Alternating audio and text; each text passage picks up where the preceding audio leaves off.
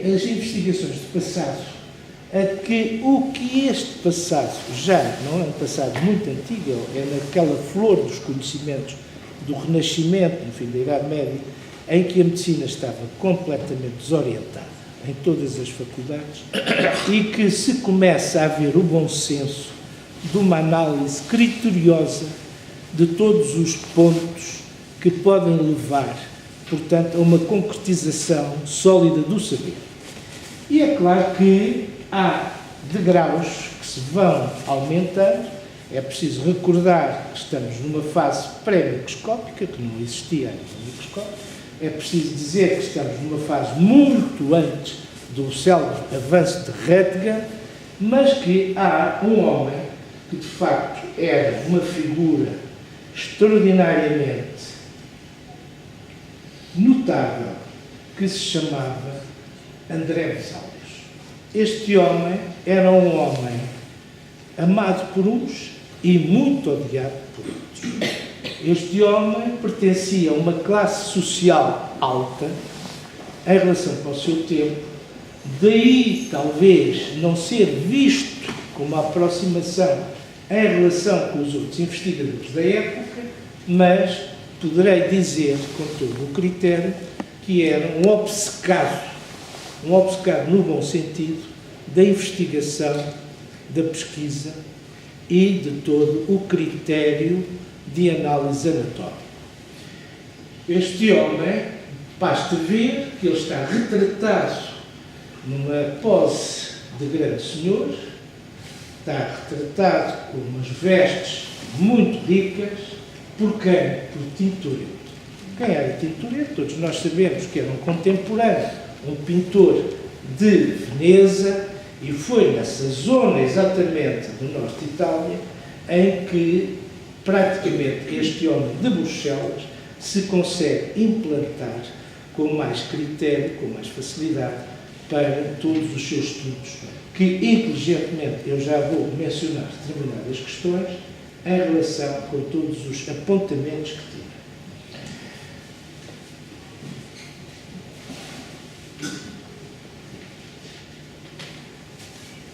Também conhecido na Europa do seu tempo por Andrea Vesalius, Andrea Vesalio, Andreas Vesal, André Vesalius e André Vesaleppo.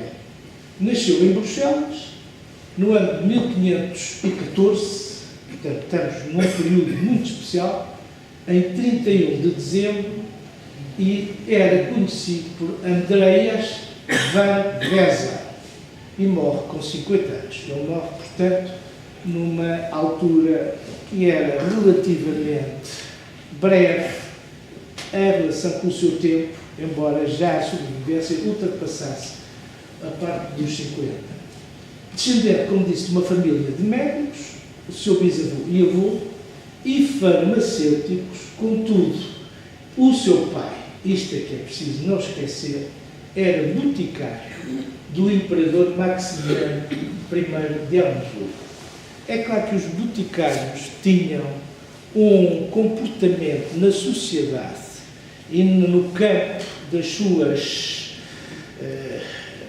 como é que eu poderei dizer, investiduras e em relação da parte de relações económicas muito diferentes, mas totalmente diferentes dos outros mercadores, inclusivamente até dos físicos. Havia, é para não esquecer, que havia um monopólio da família em relação com as mesinhas, com as farmácias. O comportamento era totalmente diferente do comportamento hospitalar e tinha também uma base de sucessão hereditária em relação com esses bens. Quer dizer, o farmacêutico poderia morrer, a mulher ficava com os bens, inclusivamente até com todas as questões de investigações, das mesinhas, de todos os potes e todos os espaços, para dar continuidade, obviamente, à própria família. Daí eles armazenarem e eram quase sempre pessoas muito cultos e, inclusivamente, também com muita fortuna.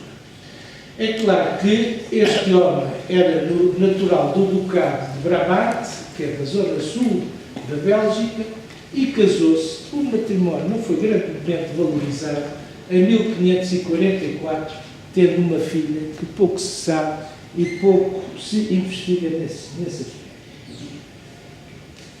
Era um homem católico, religioso, era um homem que todas as suas meditações cadavéricas se organizavam, eu não digo com tanto rigor como aquela gruta do São Jerónimo, mas tinham uns princípios também, com o crucifixo sempre em frente, a caveira, quer dizer, toda aquela questão, o respeito, que hoje eu acho que se está a perder muito no nosso tempo, infelizmente, o respeito pela morte.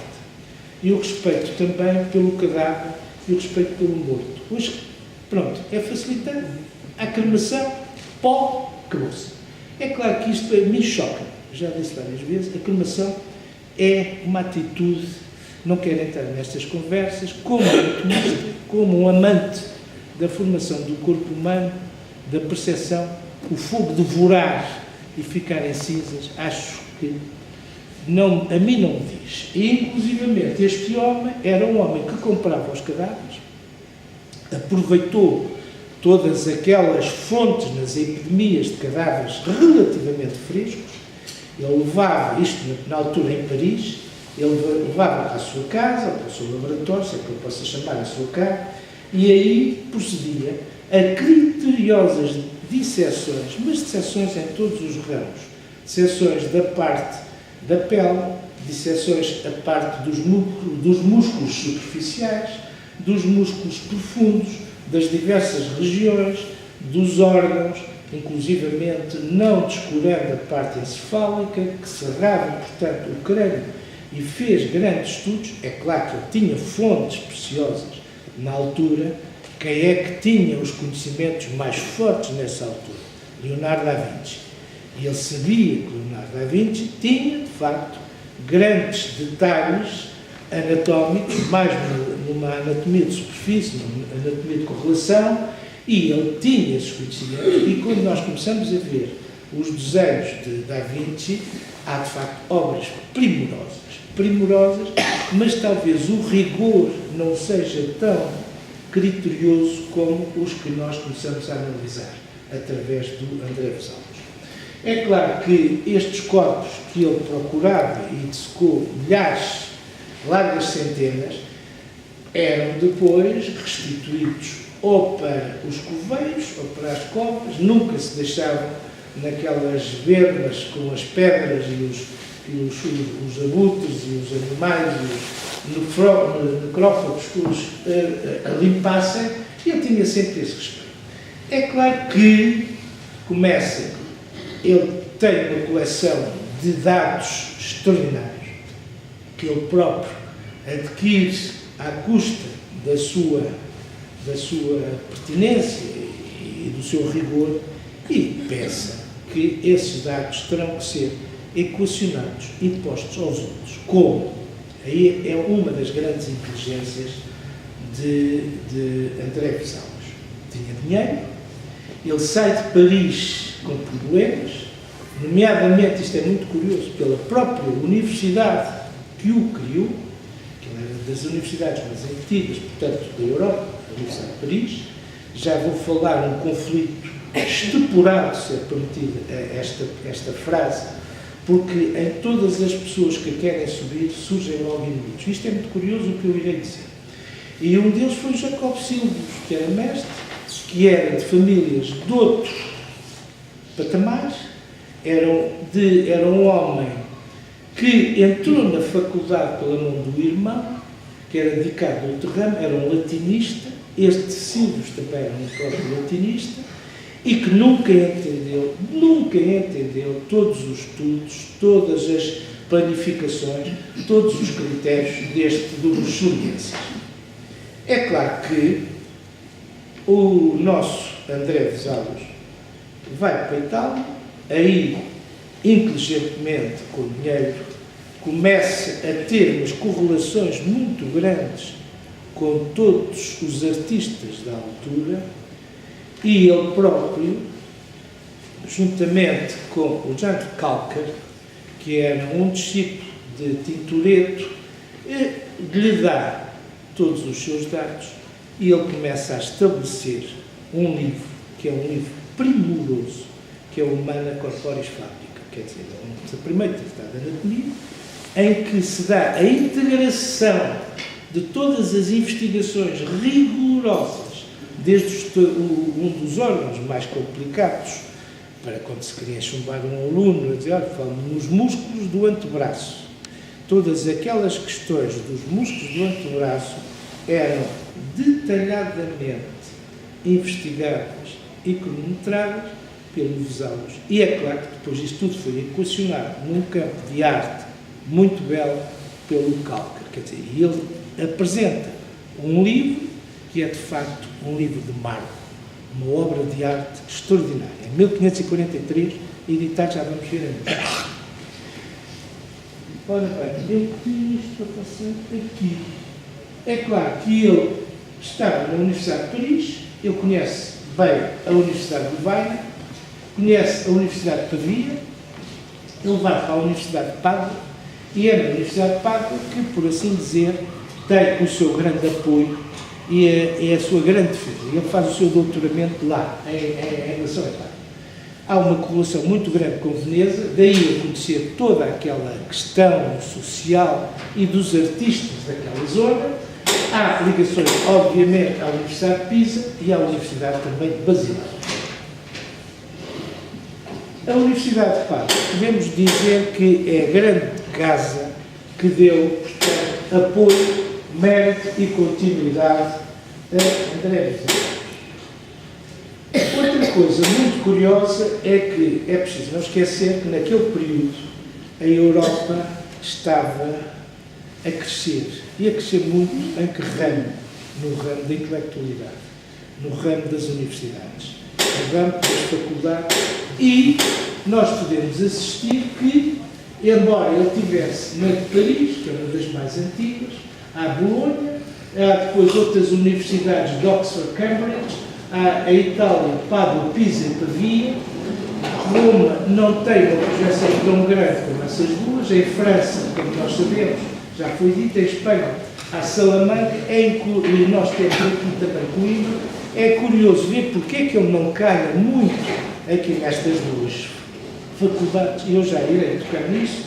E é claro, para não se esquecermos, temos a Heidelberg, a de Viena, Frankfurt, Krakow, Hungria, Boêmia, Praga, etc, etc, etc. Quer dizer, a Europa estava completamente a ter as suas mais-valias nas intelectualidades universitárias. Isto é um diagrama que eu trago aqui, que eu penso que pode integrar-se no aspecto do que foi este homem em relação com uma Ibéria, que era uma Ibéria de força. Naquela altura, nós temos o André Vesalius de 1514. É preciso não esquecer que tínhamos em Espanha o imperador Carlos V, de 1500 a 1558. O Vesalius morre em 1564. Portanto, ele apanha toda a força dos Habsburgos, do Carlos V e do Filipe II de Espanha, Filipe I de Portugal, que vai de 1527 a 1598. E em Portugal, quem é que nós temos que poderá correlacionar-se? Dom Manuel I, já numa fase tardia. Em grande força, o nosso rei Dom João III, que é de 1502 a 1557, a 1521, ele toma conta do reino, e depois, infelizmente, temos a Cássio Quibir em 1578 e Dom Sebastião, portanto, 1554 a 1578. Isto é panorâmica ibérica. E porquê é que eu trago isto aqui? Porque Vesalius, depois de doutorado, foi logo convidado, com toda a pompa e circunstância, para médico do imperador Carlos V, para a Casa Real Espanhola e para o Filipe II. Quer dizer, isto, de facto, é uma pujança, o melhor que podia acontecer a um homem deste. Embora ele não fosse físico, tivesse conhecimentos, mas o grande sonho era, de facto, o rigor. Ele faz o seu doutoramento aos 24 anos, na Universidade de Pádua, conforme disse, em 1538. portanto, bastante jovem, e depois, em 43, ele vai para, eu tenho aqui, publica o seu primeiro tratado, que é um livro que foi copiado, altamente copiado por toda a Europa, que é o Humana Corporis Fabri, em 1543. E depois, a seguir logo, é convidado para o médico, portanto, das cortes de Espanha. É claro que não vou entrar neste pormenor. A Europa, podemos dizer, tinha uma grande força, era a grande força europeia, podíamos dizer que se devia também, em grande parte, à questão das cortes, nomeadamente de Castela, Carlos V e, obviamente, a Filipe I de Espanha, e que o nosso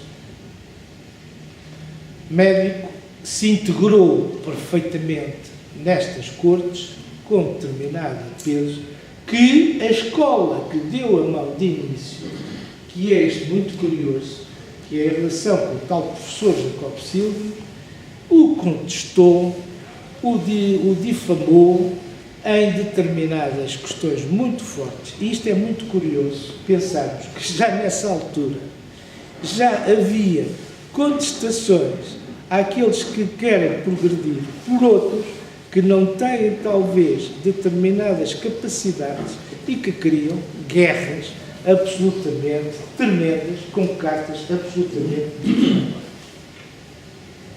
Isto eu vou apontar porque acho que é importante trazer as invejas, as rivalidades, as ofensas, posições de Jacob Silvio, também era conhecido por Jacques Dubois, professor da Universidade de Paris. E então o que é que este menino escreve?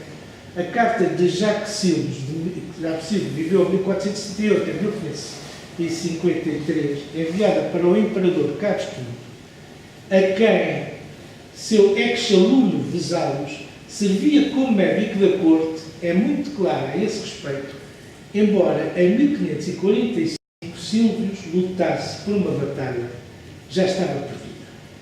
E então diz: eu imploro a sua majestade, o imperador, que puna severamente como ele, Vesalhos, merece esse monstro nascido e criado em sua própria casa, esse mais pernicioso exemplar de ignorância, ingratidão e impiedade, a fim de eliminá-lo para que ele não envenene o resto da Europa com o seu hálito pestilento.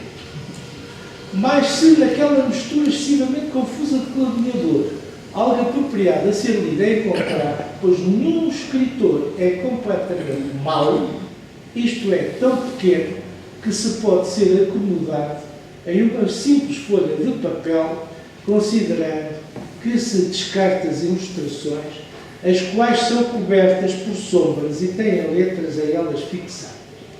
Todo o método de empregar essas coisas é decididamente supersticioso e obscuro e completamente sem uso. Sua Majestade deveria considerar as ilustrações e as letras mais como um impedimento do que uma ajuda. De facto, Galeno não permitiu nem mesmo plantas serem assim descritas no começo do seu sexto livro, de facto, simplesmente. É claro que isto é extraordinariamente curioso. Isto nos quer dizer duas coisas.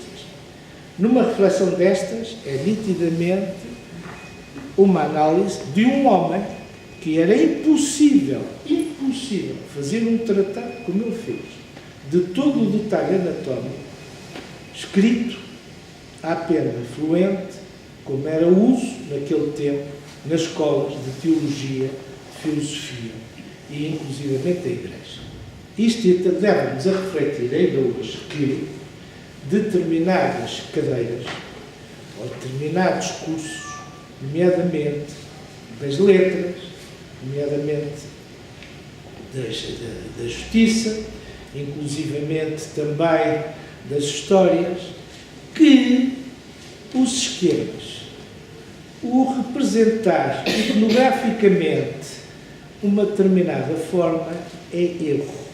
Quer dizer, é mais criterioso uma escrita muito bem conduzida, com vírgulas, pontos, verbos, tudo corretíssimo, mas que há situações que são praticamente impossíveis.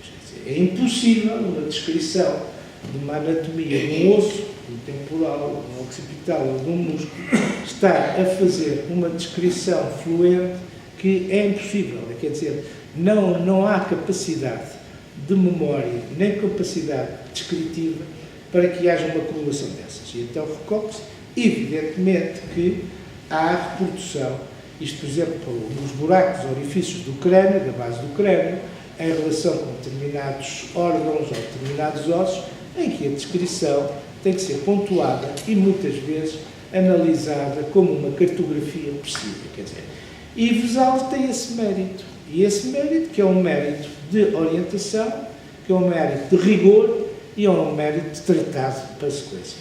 É claro que os outros não entendem isto. Eu penso que esta tradição começa aqui. Ainda hoje nós assistimos. Quer dizer, se um aluno de letras geralmente nunca apresenta, ou não é moda, agora talvez mais, que já tenho visto algumas, apresentar determinadas descrições com acompanhamentos de audiovisuais. Em medicina, evidentemente em ciências, é fundamental e é absolutamente imposto. Não digo o termo imposto será forte, mas é boa lógica que existam determinadas representações iconográficas. Eu sou do tempo em que havia, antes dos slides, havia aquelas grandes cartas com os músculos, com os ossos, com as articulações, tudo aquilo rolava no teatro anatómico, lá está o teatro anatómico, é uma relíquia dessa altura, e que se apontava para com maior facilidade se compreender. Depois aparecem os diapositivos, a maquinazinha dos slides e as questões das transparências, e hoje absolutamente todas as aulas são feitas numa base iconográficas dos PowerPoints ou destas integrações de imagem que nós nos apercebemos perfeitamente de onde é que queremos chegar.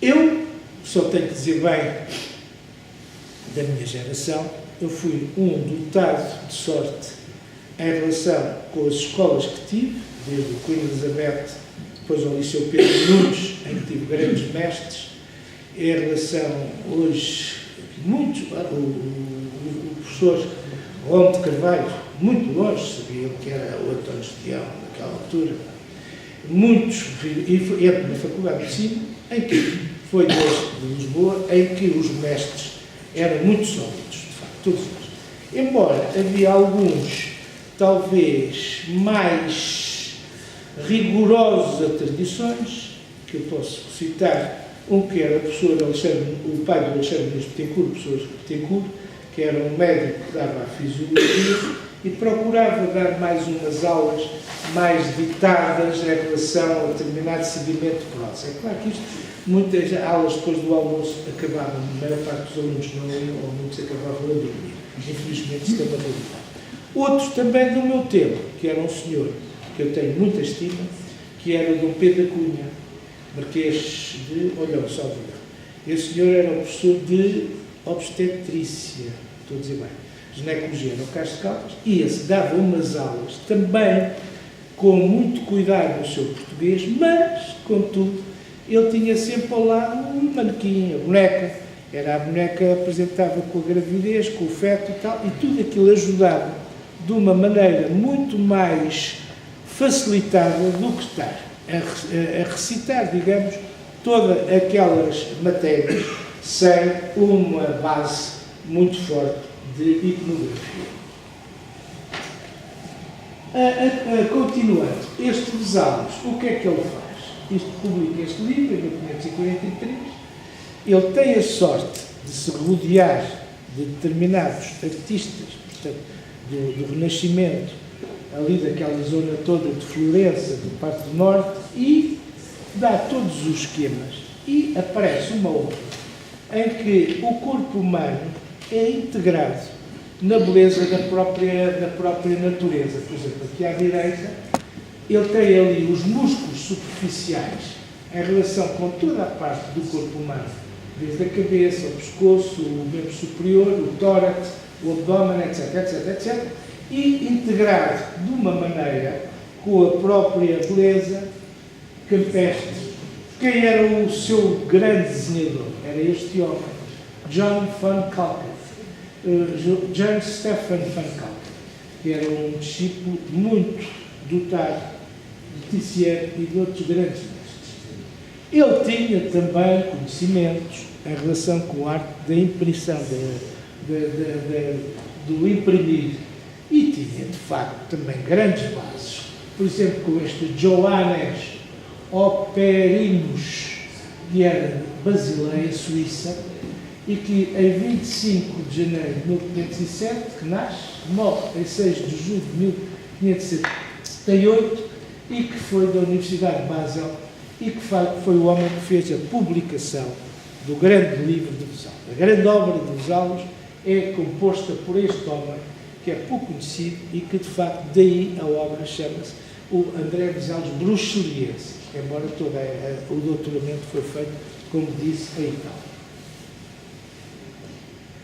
É claro que o Humani Corporis Fabrica, não vou perder tempo, ele tem o rigor de descrever os ossos num capítulo especial, que se chama Osteologia, os músculos, de Miologia, o sistema circulatório, da parte da circulação, o sistema nervoso central e periférico, o abdômen, publica a esplantenologia, corações e pulmões e o cérebro. Quer dizer, ele ocupa-se de toda a área. Se nós formos entrar na escola mais rigorosa anatómica, depois no século XIX, vamos cair em Paris novamente e vamos cair em Lyon, com a escola do Testu, o Testu Latarjet, Testu e Jacob, todos há um seguimento, mais ou menos, deste critério. Os materiais utilizados, que ainda hoje são modificados em maior rigor, e é claro que o que é que eu queria aqui poder vos dizer? Isto é da parte das mesas, em que tem todos os componentes, desde as sedas, desde os serrotes, os martelos, que pouco derivam, quer dizer, há melhoramentos, e que estes utensílios também davam muito para a cirurgia experimental.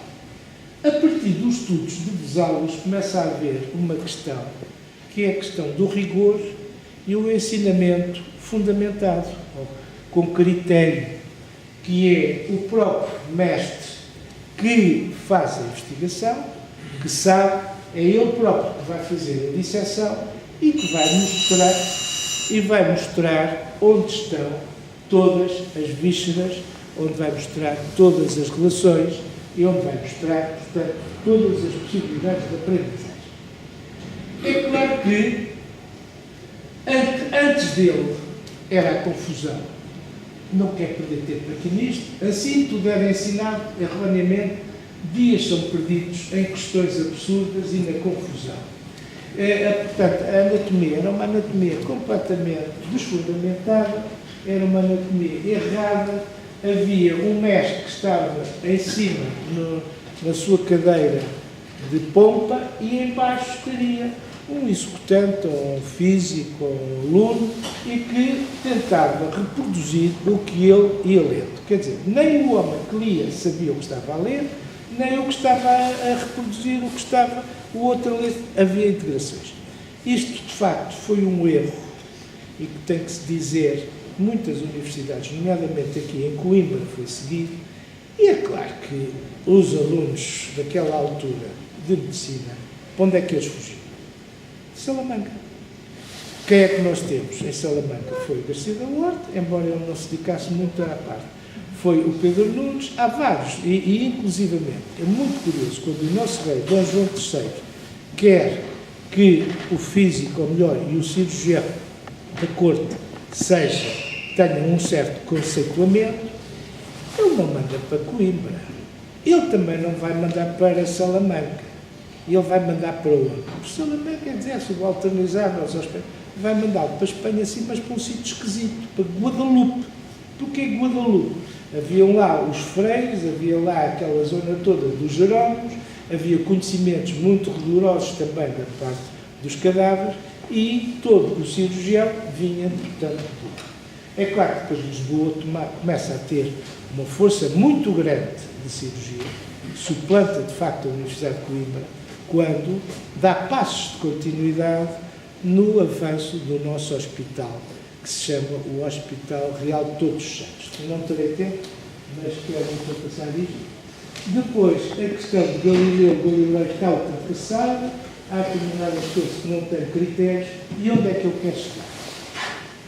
Quero aqui locais. Isto é uma das figuras do livro de André Vesalhos. Eu tive a sorte de ter esse livro várias vezes na mão, aquele que havia no meu Instituto de Anatomia, na biblioteca, um livro precioso, que eu já sei pelo reitor que se encontra na faculdade, e fotografei-o naquela altura, tinha imensas fotografias. Hoje, sinceramente, não sei onde é que elas estão paradas. E o que é que nós podemos ver? Um rigor extraordinário, mas extraordinário. Como é que isto faz-me impressão? De toda a estrutura da vesícula biliar, do canal cístico, dos canais que trazem a bilis do fígado, lobo direito, lobo esquerdo. Eu peço desculpa, não tenho aqui um apontador, que vão formar o canal que é o hepático. O hepático que ele põe ali com a confluência com o cístico, vai dar o colete e vai abrir na segunda porção do duodeno, hoje desicolado pela ampola de Vater. Temos ali o duodeno com a questão da precisão, e tudo isto, já vou ver porque é que eu trago isto. Isto vai induzir exatamente o tema desta conferência, o rigor, e que eu, quando doutorei em medicina, baseei em 3 departamentos. Um departamento foi da Anatomia da Faculdade de Medicina de Lisboa, de 73 a 79, em que consegui fazer uma colheita para cima de muitas centenas, mas só aproveitei cerca de 90, já irei mostrar. O departamento de cirurgia do meu serviço, que era o serviço 1 do Destento, Capucho, Hospital de 94 a 98, em que era diretor naquela altura do meu serviço, o Neto Rebelo, e o Sérgio Sabino Ferreira. Depois São João de Deus, que era uma clínica privada, onde eu também operava, e todos esses especímenes, todos aqueles órgãos que eu conseguia recuperar, portanto, órgãos operados, obviamente, frescos, 94 em São João de Deus, foi 94 a 98, consegui depois fazer uma análise muito criteriosa, histológica, microscópica, angiográfica, microangiográfica, e inclusivamente também cirurgia experimental nos canídeos, que hoje é proibido, hoje é os porcos, e com uma correlação com a cirurgia minimamente invasiva. É claro que na anatomia, no tempo, já era falado muito bem, os órgãos eram estudados por diafanização e por injeção-corrosão. As grandes estruturas vasculares ou canaliculares eram injetadas com uma resina.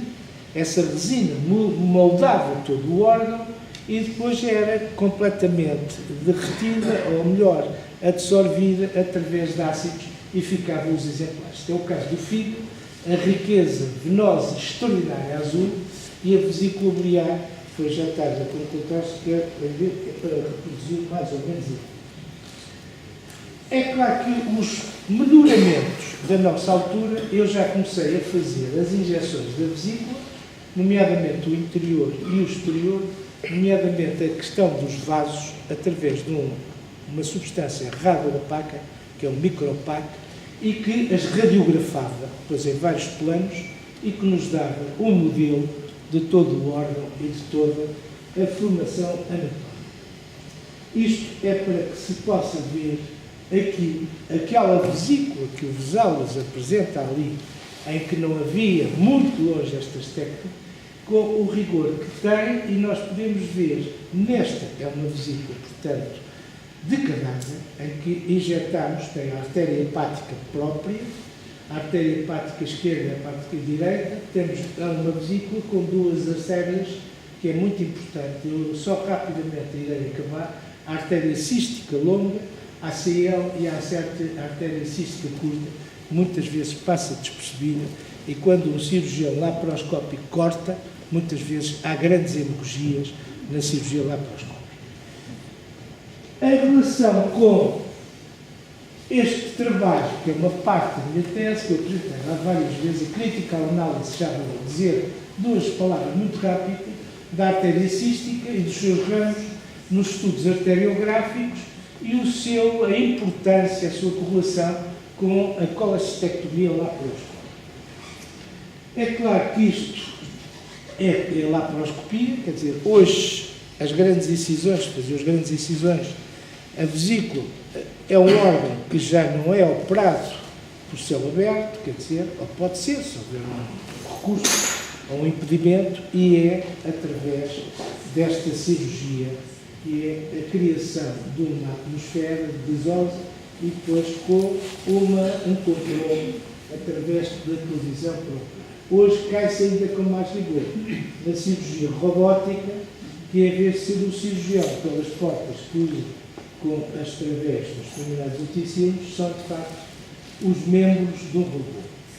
Em relação com uma recordação muito viva a um instituto, que era o Instituto de Anatomia Normal, em que já falecidos o diretor, que era o nosso querido professor Armando Ferreira, ao lado dele, direito, a figura está o Portela Gomes, a Alice Viking é viva, o Cariamento já falecido, atrás do Caria está o Esperança Pina, que foi o reitor da faculdade, e, por coincidência, o outro reitor da Universidade Nova, à direita, é o Beza Barreira, está ali. É claro que o Cristo Pereira faleceu, doutorou-se na anatomia, o Marco Bernardo doutorou-se, o Damas Mora também já faleceu, estou eu, depois está o da cirurgia plástica, que agora não me recordo o nome, está depois o Camilo Alves, que infelizmente, portanto, já faleceu, está o Mário André, que também se doutorou nos esquemas da anatomia, e o Fresa. Quer dizer, foi uma escola que recordo com muita força e que, em relação de o próprio Vesalius, ele dá-nos uma noção que nada mais útil podiam fazer do que fornecer uma nova descrição da totalidade do corpo humano, cuja anatomia ninguém compreendia, uma vez que Galeno, apesar dos seus extensos escritos, ofereceu muito pouco sobre o assunto, e não vejo que outra maneira eu poderia ter apresentado os meus esforços aos alunos.